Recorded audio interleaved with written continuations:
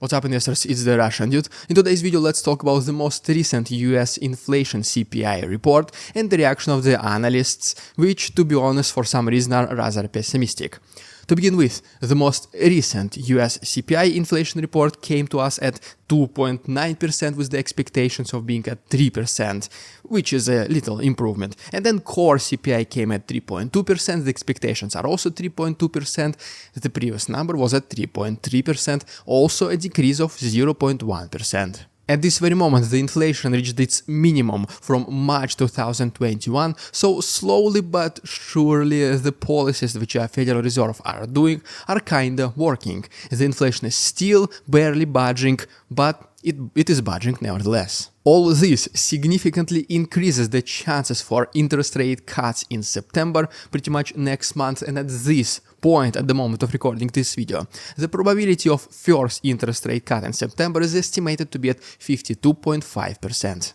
However, the Wall Street analysts are not that optimistic. In fact, they are pretty pessimistic about the future of the stock market. One of the main reasons for this was not so good performance of the shares of big tech companies during the second quarter earnings reports, which dragged the entire indices, the entire stock market with them. As you remember, guys, Nasdaq went into the correction zone, the S&P 500 was literally around the corner of it. And so basically what the Wall Street analysts are talking about right now is that they started decreasing, I would say almost all of them, they started decreasing their earnings expectations for the companies in the next third quarter of 2024.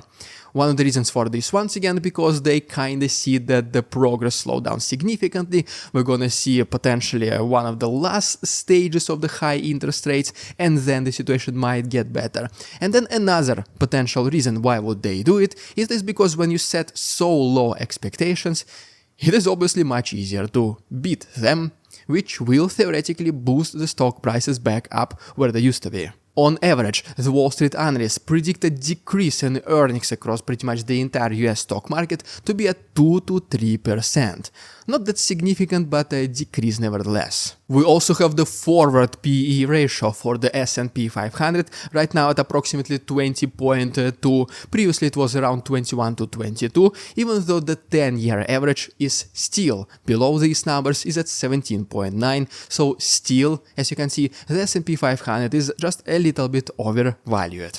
It is not obviously significantly overvalued like approximately a month or two ago, but 10% overvaluation is still here. At the same time, not so perfect earnings reports for the second quarter, they show the internal weaknesses of the major companies, which previously were only pushing the index up with them, and at the same time we also have the upcoming presidential elections in the US, and if you remember, there is always an extended and heightened volatility right before the elections, but as soon as the president is chosen, well, uncertainty disappears, and usually after the president is elected, usually stock market goes back up. We also talked about this in my previous video, that right now a lot of market participants, they decided to switch their investments from big tech companies to small and mid-cap companies, primarily from Russell 2000 index. Because yes, it is perfectly also shown on this graph. As you can see right here, it is showing the earnings of the Magnificent 7 companies represented by this pink line, and then the rest of the S&P 500 companies are represented by other lines. Well, as you can see, the earnings of the biggest companies in the index, they start to decline and go all the way down. And another good thing, in contrast to the Wall Street experts' expectations, is that right now, approximately 90% of the stock market companies, of the US publicly traded companies, they already released their earnings reports. And also, if you remember, there is so-called blackout period during earnings reports for such companies, so they basically cannot do buybacks.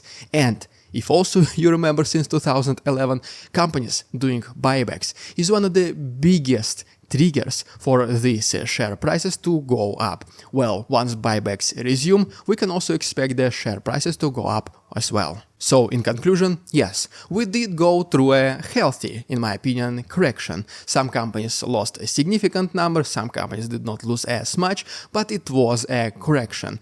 Maybe we can go down even more, at least before the elections take place, and then once they do take place, once the president is elected, we might start going up once again. especially because the earnings expectations will be lower than they are right now, making it easier for the companies to beat those earnings expectations. And then we are most likely expecting interest rate cuts in September, which will allow companies to add even more cash on their balance sheets and use it in much better way rather than just paying down making just interest payments. Well, there you have it, guys. Thank you so much for watching. Please like this video, subscribe to my channel if this was interesting, informative for both, and see you tomorrow.